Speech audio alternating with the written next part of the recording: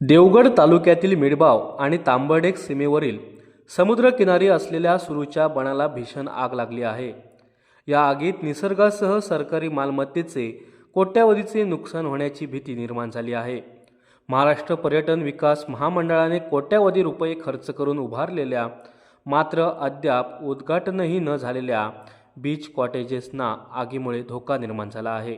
मिळालेल्या माहितीनुसार मंगळवारी तांबर्डेक येथील केरकर यांच्या बागेत शॉर्ट सर्किट झाल्याने ही आग लागल्याची प्राथमिक माहिती समोर आली आहे.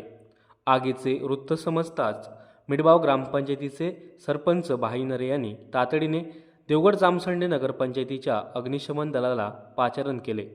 अग्निशमन दलाने आग विझवण्याचे शर्थीचे प्रयत्न केले, मात्र बुधवारी दुपारच्या सुमारास वाऱ्याचा वेग वाढल्याने आगीने पुन्हा रौद्र रूप धारण केले. देखभालीअभावी या समुद्र किनाऱ्यावरील कॉटेजेसना आधीच वाळवी लागून त्यांची पडझड सुरू झाली होती.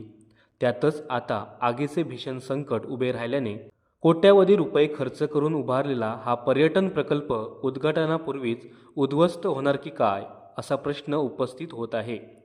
सरकारी मालमत्तेच्या या दुरवस्थेबद्दल आणि प्रशासनाच्या अनास्थेबद्दल स्थानिक ग्रामस्थांमधून नाराजी व्यक्त केली जात आहे. या आगीचा सर्वाधिक फटका येथील जैवविविधतेला बसला आहे. समुद्र किनाऱ्यावरील सुरूच्या वनात असलेल्या अनेक पक्ष्यांची घरटी आगीत जळून खाक झाली आहेत. ही आग विझवण्यासाठी मिडबाव आणि तांबर्डेक दोन्ही गावचे सरपंच, उपसरपंच, ग्रामपंचायत सदस्य तसेच पोलीस पाटील, ग्रामस्थ घटनास्थळी धाव घेऊन स्वतःहून प्रयत्न करत आहेत. आगीवर पूर्णपणे नियंत्रण मिळवण्यासाठी अग्निशमन दलाला पुन्हा पाचारण करण्यात आले असून युद्ध पातळीवर प्रयत्न सुरू आहेत. विष्णू धावडे, समर्थ न्यूज, देवगड.